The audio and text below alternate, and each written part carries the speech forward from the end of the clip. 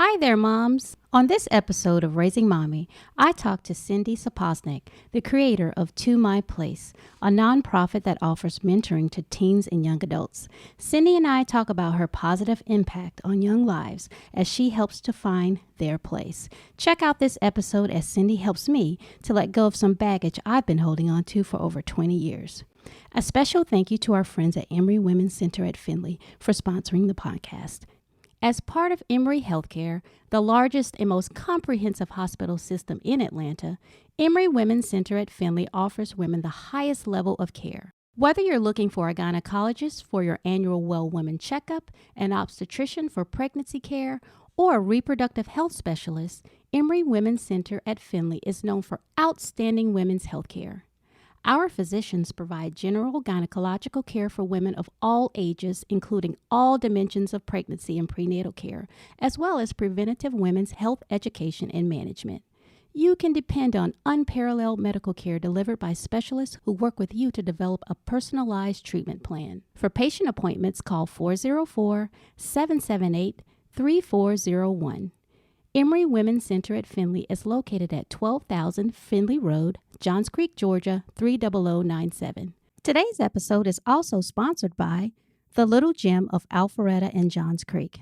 At the Little Gym of Alpharetta and Johns Creek, we specialize in unique educational classes that revolve around enrichment and physical development for children's ages 4 months through 12 years. Programs offer children a springboard to life's adventures by using movement-based learning and imaginative play to help build the confidence and skills needed at each stage of childhood. To learn more, visit thelittlegym.com/Alpharetta Johns Creek GA or RaisingMommyPodcast.com. Enjoy the show.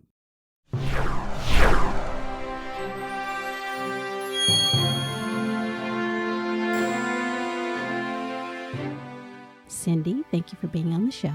Thank you very much for having me. So today's Real Tech Chat segment is entitled Youth Mentoring. Cindee, tell us about your career background before you started being a life coach. So I'm sort of old, and I started in 1974 when I joined a pharmaceutical company and stayed with the same company for 34 years. Wore a lot of different hats. I was in sales, but I did conventions. I did a whole bunch of different things, HR. And then I retired about 12 years ago. Mm-hmm. And I retired and I was young, and it was just time for me to move on. Mm-hmm.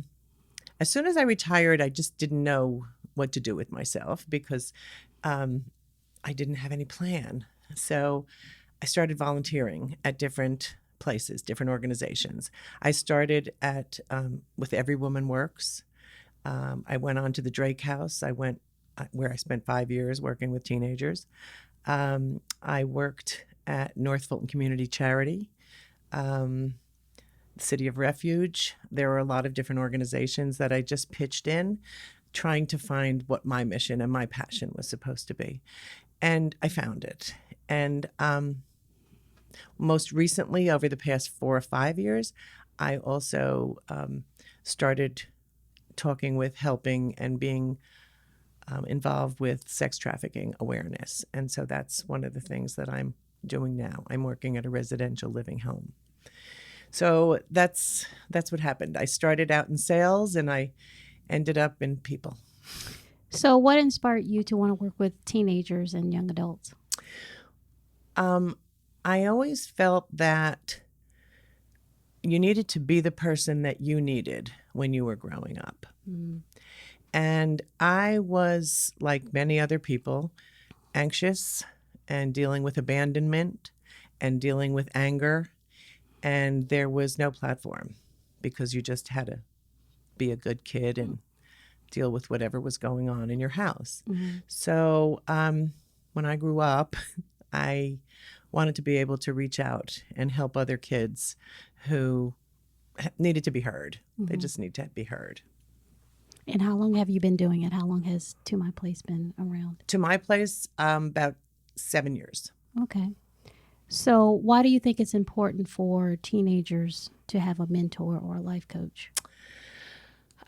I'm so glad you asked me that. There was an article in today's paper in the Dear Abby section, if I could read it. My 15-year-old son has difficulty expressing himself and keeps things bottled up. You often advise people to seek counseling. Could you please advise me about how to begin that process and how to find the right fit and person for one individual's needs? What I feel is that there are psychiatrists and psychologists for adults and pediatrics. And the tweens and that middle age of teenagers, they always seem to get lost in the shuffle. There are not special adolescent physicians or anyone that caters directly to them. I feel that kids need a place to be safe where they can speak and there's no judgment and there's no criticism. And the social media thing has really gone out of control, but we can get to that after. But it's causing a lot more problems in teens, and I think it's important to let them be heard. Great. Okay. So you cover key areas of development. You offer workshops to improve self-esteem, character building, communication, respect, resume writing, career choices, and appearance standard, to name a few. What's the appearance workshop all about? The appearance standard. What do you talk about? What kids look like and how they present themselves. I know they want to feel like they should just like me for who I am and what I am, but that's really not our culture. That's not who we are. The best I can give you is an example of someone that I began mentoring about 3.5 years ago. He just graduated college. He was from a family of felons and alcoholics and drug addicts and lived in a very bad, unsafe neighborhood. I didn't mean to say bad. That was a little judgmental. And he met me because his girlfriend said I could help him. He had just graduated college, and he met me at Chick-fil-A, and he had dreads, and he had a grill on his teeth, and he had this souped-up car outside, and he was wearing a T-shirt and jeans. And I walked in, and I said, "What do you want with me? What do you want?" And he said, "Well, my girlfriend said that you would help me, and I want to be a teacher," and so on and so forth. I pulled out a mirror, and I said, "This isn't going to work. No one's going to want you in the school teaching their kids. Is there any way you think you can improve yourself?" And he said, "Could you meet me here tomorrow at Chick-fil-A at 3 o'clock?" I said, "Absolutely." I came back at 3 o'clock. His head was shaved. His grill was off. And he was in a jacket and tie. I said, "Yeah, now we can work together." Wow. He now has his own organization. They just went nonprofit, but it's called Inspired by Lewis. He works with kids. He was in the school system and kept saying, "I need to move on. I need to get certified in other things so that I can go with that." Did you see a couple years ago they had, well, maybe it was just last year, the article about black while driving? And a black guy was driving, and he had 2 white kids in the back seat. Yes. That's Corey. Yeah. Okay. Wow. That's okay. Corey. And he called me during that whole incident and said, "I don't know what I'm doing and where I'm supposed to be going." I said, "Call the police and say that you're being followed." "Well, she already called the police." I said, "Not your problem. You're being stalked. You're being followed." Yeah. He didn't think racial. Okay. He didn't think anything about that. He's not that. I'm not that. They wanted to make it into that, but that's not what it is. So he has his organization. He went, Steve Harvey, he flew him out, and he was on Steve Harvey's show, which got me a little upset because I was trying to get on Steve Harvey for 5 years. So I told him, I'm going. Right. It's going to be like driving Miss Daisy, but I'll go. But he's a wonderful human being, and he works with Asperger's and elementary through middle school. Wow. And ADD and ADHD and dyslexia, and he's just an amazing human being. That's got to make you feel great that It he does. paid it forward like It does. It does. It does. And we talk to each other at least once a week. Mm-hmm. And he calls me to tell me that he loves me. And if it wasn't for me, he wouldn't have any of this. And I said, if it wasn't for you, you wouldn't have any of this. Wow. You know, That's inspirational. yeah, it's very rewarding. So what is your typical client? Who is that? Well, it's either word of mouth. Mm-hmm. 15, 16, 17, parents bring them in and they don't know, I'll meet them someplace and could you talk to my kid? Yeah. Most of the clients that I've had that were there, that there was a base for, was when I was working in the shelters. Mm. Okay. So tell us about the individual programs you offer. Like I know that you have something separate based on age, tailored to an age group like middle school, high school. So describe the different programs. Okay. So because there are differences in the kids, there are differences in the programs. I do have workshops that I will offer if one teen could bring two others with them. There's a special price for that. And of course, it's all, basically they don't have jobs, they don't have money, but I will give them a sliding scale of what can you afford? If it's $10, that's fine. Okay. But I want them to become responsible for their own therapy and helping themselves. And then I have private and individual sessions. So middle school is different because middle school is mostly bullying, social media, again, the nemesis. My job is to get them off of it. Suicide rates have climbed so much in middle and high school. Yes. And I truly believe it's because of social media and what's agree. happening with social media. So that's one of my first jobs, middle or high school. High school is more, it goes towards what's going to happen after you graduate. Right. Okay. So you're going to go away and you're going to find this independence. Okay. So it's different strokes for different age kids. Okay. And middle school, as I say, is more about the character and having to have a strong core so that you don't get pulled into this, because by the time you're in high school, you're pulled into it. Right. So how to avoid it, basically. Okay. And then for the young adults, you are, it's more job search. Mixed. Okay. Young adults, and I have probably about 4 or 5 of them right now. 2 of them just moved to New York, and then they keep calling me. So we have sessions on the phone all the time. Confusion with, should I take this? Should I not? I have to move back into my parents for a while. Oh God, what do I do? Okay. They're immediate issues. I'm not one, as a coach, I'm not a psychologist. I'm not a psychiatrist. And, excuse me, I don't take them back to their childhood and talk about what happened and how does that relate to now. We don't do that. I meet them at their place and where they are and help them navigate to where they need to get to, where they want to get to. It's not me, it's them. So is that the reason for the name? To My Place. Yes. Very good. Wow. I like that. Yeah. And I have a bunch of different organizations and different contacts that are in the arts and drama and music and art, nutrition, exercise, meditation, yoga, so that I can place them. Okay. When it is, in the direction of what they're looking for. And a lot of it with teens, sad as it seems, is to de-stress. There's too much going on in their lives. Right. And they need to just chill. Right. And you sound like you're an ear.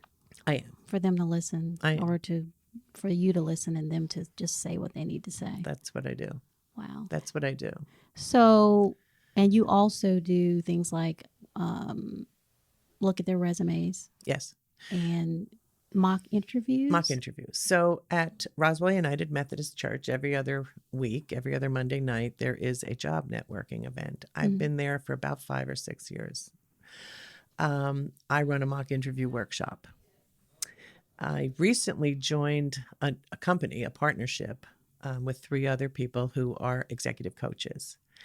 And it's called the Hired Authority. Mm-hmm. And I'm sure they'd love to come in and talk too. Plugged for you. Thank you.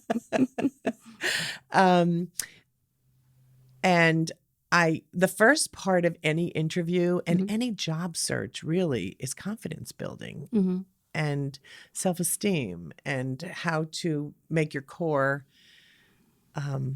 positive enough so that you're not in desperation looking for a job, or you're not frustrated, or you're not angry. Mm-hmm. So my technique is to, and I do this with the women I work with also with PTSD, we have to empty whatever is inside of us that has tripped us up, Mm-hmm.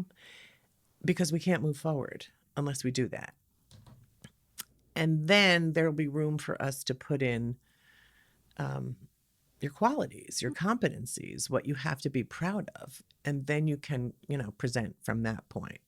I have something that I use with everybody, which is 2 words: I am. Okay. I want them to just write positive things about themselves. I want them to, I am, basically, I am enough. Right. I am kind. I am caring. I am loving. People who, it's so much easier for all of us to speak of, and think about the negative parts of us. Mm-hmm. But that's not where it should be. Mm-hmm. We need to admit to ourselves, and it doesn't make us arrogant. Right. It just makes us honest. I'm real. I'm helpful. I'm concerned. And so to put all those things in us, we have to get rid of the stuff that's just not benefiting us and The let them move baggage. on. Mm-hmm. Everybody has it. Yeah. Different degree, different weight of the bags. Mm-hmm. But the sooner you can just, no one's saying to forget it. Well, some people will. Just let it be. Right. Let it be and move on. Right. Because it's not where you are right now. Good advice. So how do you help with their self-esteem and self-confidence? Okay. So that goes back to my I am. Okay. And every group I start out with, I have file cards, index cards, Mm-hmm. and I will have them say about themselves, I am. And as they're saying it, I'm writing it down. Now, if they can't come up with anything, the other people in their group, I'll open it up to them. Okay. Could you tell Kimberly some great stuff about her? And then they get feedback of, oh, okay. And you can see their spirits Right. and their energy just rise. Wow. You can just see it. So, and then I give that to them. I give them their card, and I want them to stand up at the end, and I want them to read it and read who you are and read how people see you. And then they can put it in their notebook. They can put it in their wallet. They can put it on their mirror. And my suggestion is that every morning, if you meditate, even if it's for 3 minutes, take one of those words and take it in. Mm-hmm. I'm responsible. Like a mantra. Exactly. And then when you go to sleep at night, again, pick another word, because these are all you. So those 2 times are times that you're beginning your day, and you need to know who you are. And you're ending your day. That would be something great to do with my girls. I have 2 middle schoolers. Well, Ooh. actually, one is starting high school in the fall. But sometimes I hear, and I think as parents we do it too and don't realize it. You say things that, oh, why did I do that? That's, and they read that. They pick up on that. And I've noticed that sometimes they reciprocate, and you start hearing them say it, and it sounds differently when they say it, because you're like, wait a minute. Where'd they get that from? Right. And it's usually what they hear, and, they do the same. But I like that. I like putting it out there, and that's like your mantra when you wake up in the morning before you go to bed, so that you know your value. Yes. Exactly. And there's another thing where people would make to-do lists, and you're just chaotic and frenetic during the day of As I push my Franklin Covey to the side, it's quite full. we the have to-do to list. have it, but in business, Mm-hmm. but in life, at the end of the day, instead of writing down what you didn't do Mm-hmm. and not checking off half that stuff, at the end of the day, sit down quietly, no machines Mm-hmm. and no phones, and think of what you did do. What did I accomplish today? Who was I nice to? What did I do that made me feel good? Mm-hmm. Wow. And it sort of shrinks the other to-do list Right. because you're coming up with things that really touch your soul. So I guess one of my passions is for people to get back to who we are instead of in this crazy world of stuff. Yes, lots of stuff. Lots of You stuff. keep mentioning social media, and that is huge. I mean, even in our house, I am the last mom, according to my children, to, I still don't let them have the Snapchat, Instagram, and all of that. Good girl. And of course, all of my friends, they get to do it. And I'm like, well, Sorry. yeah, not here. Good. I want to get back to the interviewing because I think that's very valuable. Okay. My kids, my husband always tells them this story because, of course, we always have to remind them to have table manners when we're out. There are a lot of times where he'll have, we just got back from vacation and it was through his company. So he gets together with other contractors and their families. And, we try to teach them, okay, at the table, that this is what you do, this is what you don't do. And he mentions to them all the time that one of the first jobs he ever got after college, he was told, which I guess is pretty common, although I've never done it, to have, he had an interview at a restaurant. So there were two people there, and he was on the other side of the table. They were asking questions. They were telling him about the job. But after he got the job, they told him that him getting the job was primarily based on how he handled himself at the table, which of course, he wasn't chewing with his mouth open or doing anything like that. And I think that the reason for that was because he was in marketing, so he would have to do a lot of dinners. So I think that's very important, and we always tell them that this is a good skill to have. Know what fork to pick up. Know how things go on at a table, know to wait to be served, simple table manners. So that, I don't know if you do that, but I think that would be a great addition to your program. So another part of what I do, it's called Cindee's Parties. Okay. And I'm a party planner, but I don't advertise or market for any of it. It's people know and they'll call me to do it. I was raised on etiquette. And there are etiquette courses. One thing you might want to do with your girls, whether it's a Friday night, Father's Day is coming up. Okay. Maybe, are you going to be home or going out? Probably going out. Okay. Well, you'll be home for breakfast maybe? Yes. Okay. So make it a celebration. Okay. Let them help you set the table. Okay. So you can YouTube it, I'm sure. But what it is, you work your way in from the outside. The small fork will be for this, the large fork, and then spoon, knife, and the knife edges face the plate. Okay. Okay. Let them do this.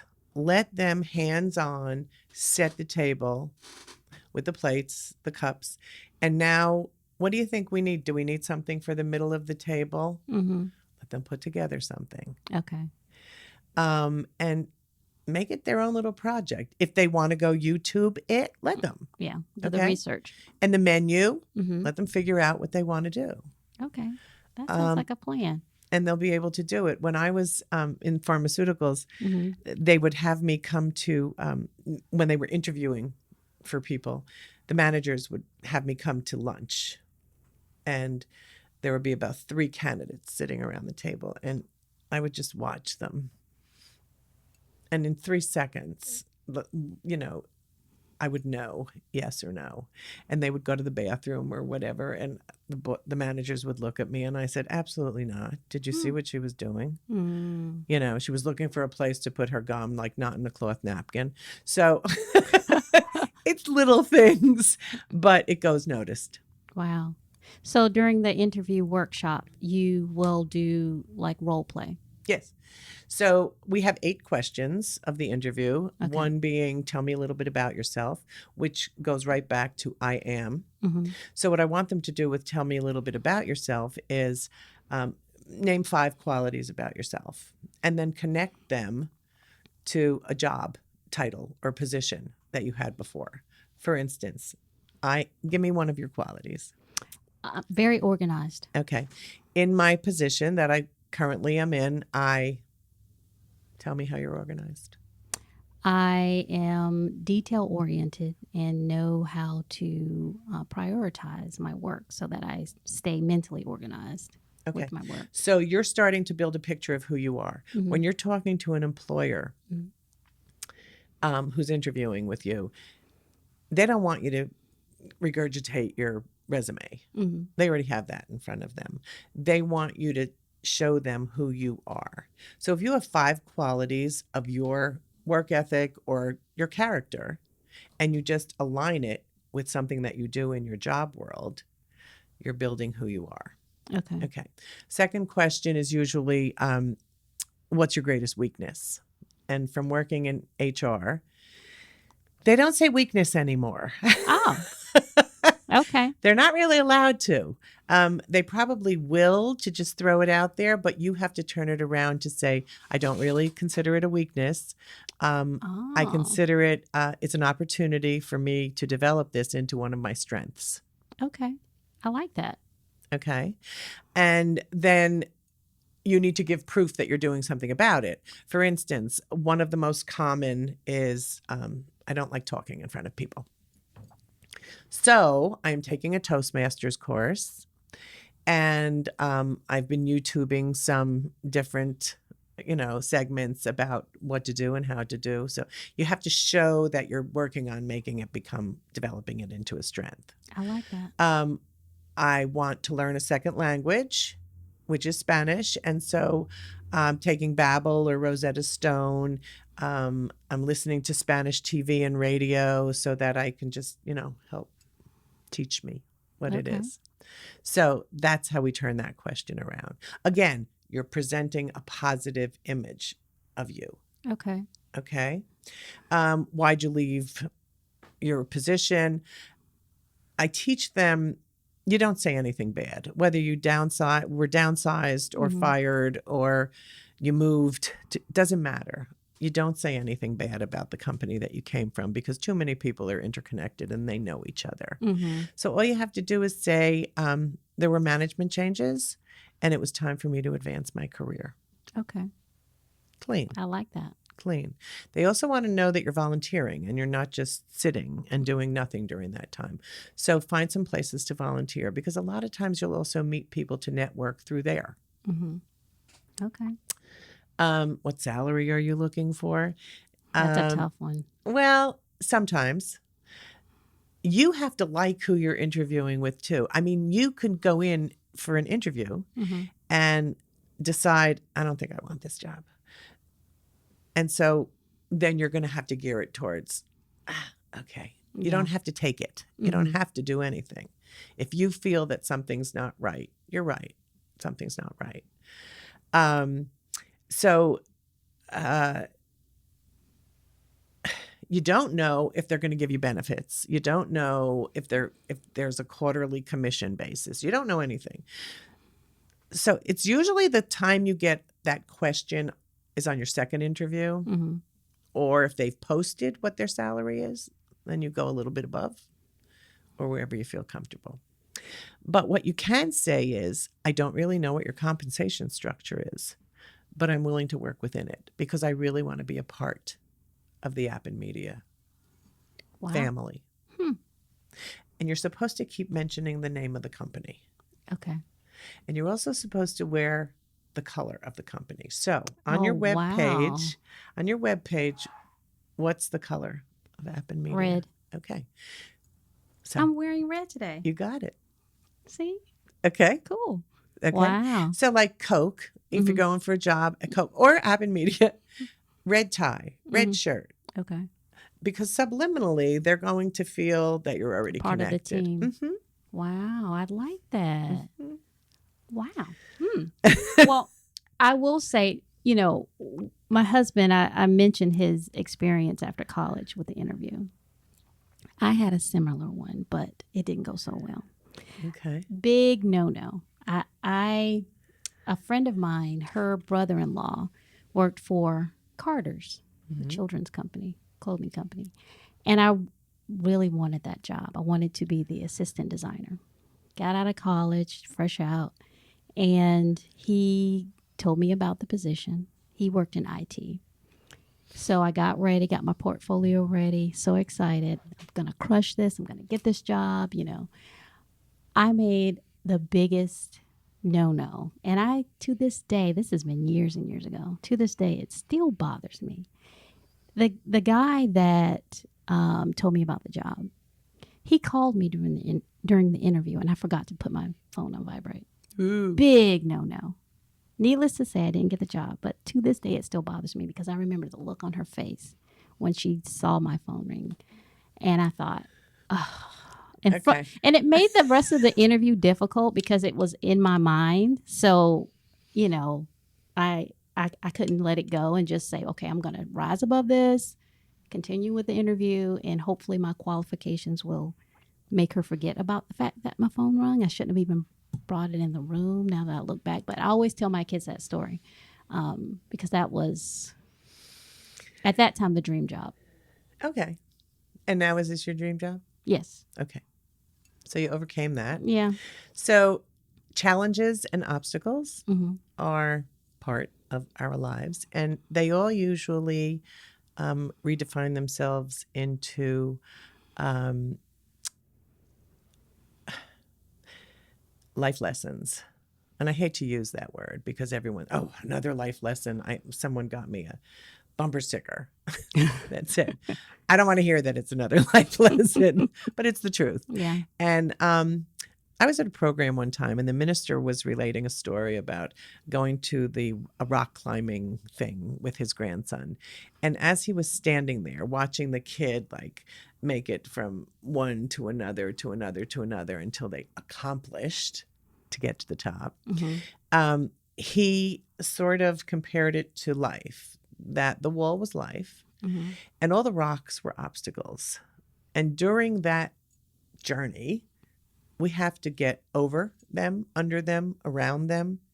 We have to deal with them somehow and learn what it is we had to learn from them to move to the next place.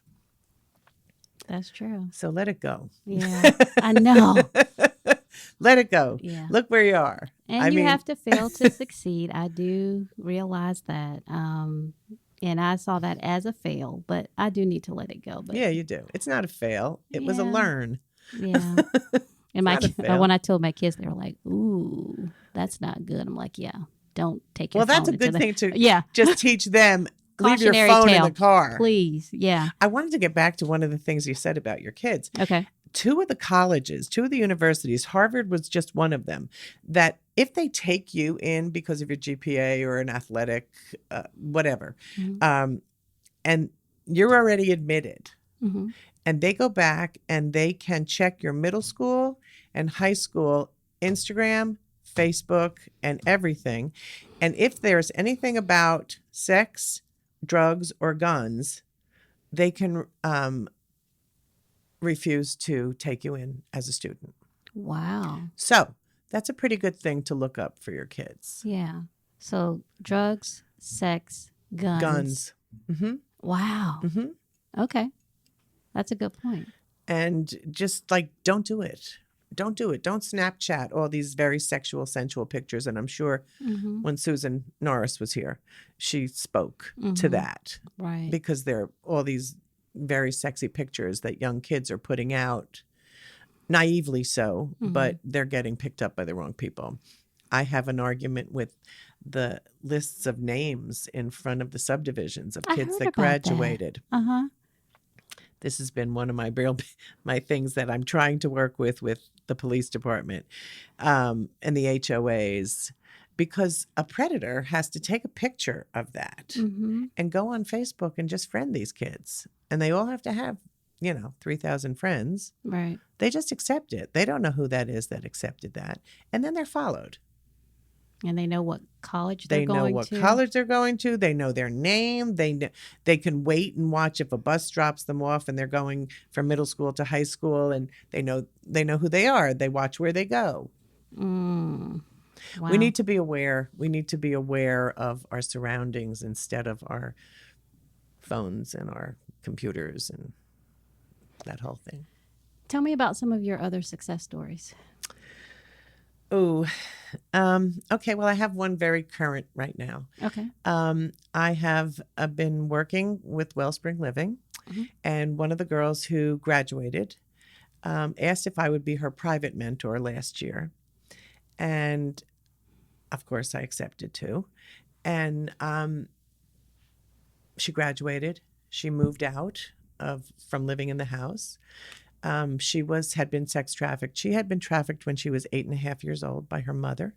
Her mother put her on the street for money for drugs, and then she was immediately in the life. Okay, it's a real quick, thin line. And when she was 12.5, she got pregnant, and she had to have an abortion. And when she was 15, she got pregnant, and then lived with drug people that were selling drugs, and it's the same world, and trafficking and sex. And she didn't get out. You hear all the time, why didn't you leave with abuse or whatever? And she didn't. That was the life she knew. I wish I could show the picture, but of course I can't.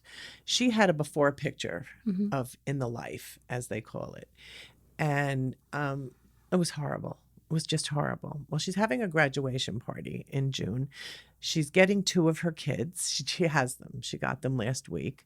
The people that she's come in contact with, she's worked for Delta during this transitional time, and now she's working with Georgia Watershed Department. They've also kicked in to help her because they see how dedicated she is and how determined she is.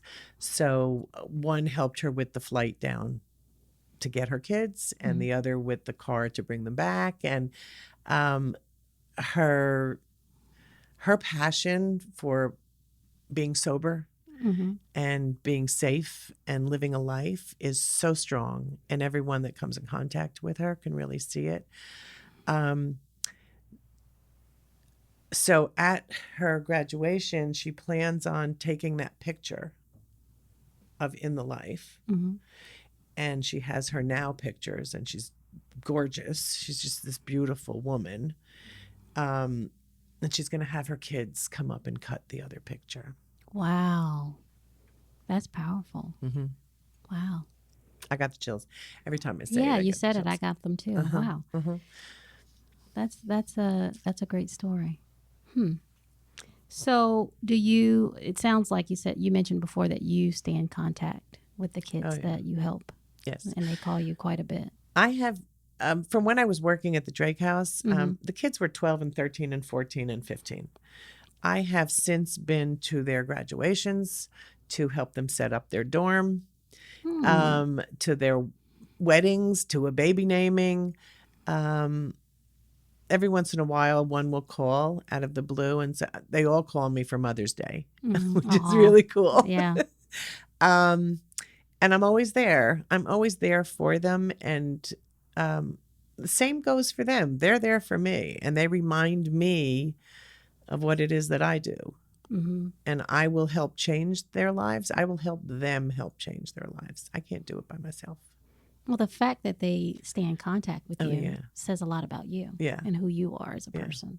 Wow. Yeah. Now you mentioned Wellspring. Yes. What? Wellspring Living. Yeah. What type of Okay. organization is this? That's for mostly rescued girls who have been trafficked. Okay. Okay. So after the Georgia Bureau of Investigation or whoever brings them in, some girls are um, court, what's it called? Court. Appointed or? They must go because of their case. Okay. So they have restraints on them. They may. It's a very wonderful house. One is in north of here, and which is for 18 years old to 31. The one south is for girls that are 10 through 17 who have been saved. They've been rescued. There was one of the other women that came in to the northern who had come from California, and she spent 3 months in the trunk of a car. Gosh. Being pulled out 20 to 25 times a day to have sex and earn her pimp money. So it's a very relaxing environment, and there's a pool and there are fountains, and it's a wonderful staff of people. There are psychiatrists that are there, and medical doctors, and a lot of prescribing, because they're all, PTSD patients, basically. And we just have to calm them down. First 3 months, they're not allowed on any social media, because that's a big contact for any of the predators that are looking for them, where'd they go. So if they show up on Facebook, they know where they went, and they can find where they are. It's not some place that they lock you, court ordered. That was the word. Thank you, because it was bothering me. I'm going through my files. They don't lock you in there. You don't have to stay. But once they realize, okay, I'm safe, I got to work on this, their mindset changes. They also have a career academy attached to them, associated with them. So once they graduate from the initial phase, I think it's like 3 months of really therapy. Right. Therapy, acceptance, love, non-judgment, that kind of thing. Then they can go to the Career Academy, and they learn job readiness and job preparedness. And I teach down there also, and I do the character building leading into the mock interviews. Okay. To help them realize who they are. And I've volunteered at Mary Hall Freedom Center. Do you know who they are? It's another for single moms and kids. It's an apartment. She's wonderful, the head of this, and she has different apartments in different parts of the city, like Homestretch, and for single moms and kids. They also have programs for just helping the women to deal with what they're dealing with and get them to the next level of strength. You juggle quite a bit. I do. Yeah. I do, but it doesn't seem like I do. It sounds like it fits. Well, I say you have lots of different hats because but it seems like it's all centered around helping others, which is awesome. Yes. I was going to ask you how you're different than a guidance counselor, but you have explained that this whole time. You have a personal touch. Yes. And I could have used you back in the day, especially for that interview, but I'm going to let that go. Okay. First of all, you got to let it go. Okay. But secondly, and this is what I said at the very beginning, be the person you needed when you were growing up.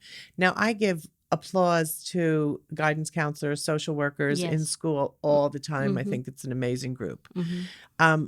But they have boundaries that they have to stay within. Right. Because of the system. That's really why I opened 2MyPlace. I didn't want boundaries. I didn't want people's rules. Right. You want to do your thing. I want to do what I do without people telling me that I can't. Right. When I was at one of the shelters, I got a call from one of the mothers. This was like 7 years ago, that her daughter was committing suicide as we spoke. And the only person that she would speak to was me. Wow. So I went over and I literally untied her and talk to her. And the next day when I went in to the office, they let me go. They fired me because Wow. I had colored as a volunteer. I've gotten fired from a lot of volunteer positions because I think, I want to do what I know is going to be right. I said, but I saved her. Right. Doesn't that matter? No, you colored outside the lines and it wasn't your responsibility to do that. I said, okay. So that was another check of when am I opening my own organization? Wow. So any future plans for 2MyPlace? Yes. As a matter of fact, I have been going after federal and government grants for a while, and that's not going to work. So I'm going after private organizations, and I was told by a grant writer, friend of mine, that I need to have letters of recommendation and from the people that I have helped change their lives and whatever. So that's my mission right now, is to get that in order so that I can find these organizations and see if we can get some help so I you can should have plenty continue. of those. Yeah, I would hope so. Yeah. I hope so. So how can our audience find you? Well, okay, so it's ToMyPlace, the number 2, and MyPlace, and that's all one word, .org. My cell number is 770, I will give it to you, 815-6044. I have another email, a little bit more private, which is one-to-one teen coach, which is ONE, the number 2, ONE, teen coach @gmail.com. Thank you so much for being on today's podcast. Thank I you enjoyed for having me. you. And I love your hair. Oh, thanks. How did it come out in the picture? I could spot you in a room. You see, if you're not watching, big red hair, and it looks beautiful. Beautiful red hair. Thank you. So thank you for being here today. Absolutely. I appreciate it. Thank you very much for listening. Be sure to find Raising Mommy anywhere you listen to podcasts. Check out our new episodes every Saturday. Follow us on Twitter @RaisingMommyGA. Search for me on Facebook and Instagram @eatplantsforlife.com or Raising Mommy Podcast. Email me at raisingmommy@appenmediagroup.com to share the random, fun, and sweet things that your kids say, text, or do for our getting choked up. For our off-the-cuff kids segment. Remember, first names only, and please include the age or grade of your child. If you have a screenshot of the text or note or photo of the deed, please also include it in your submission. As always, thanks for listening.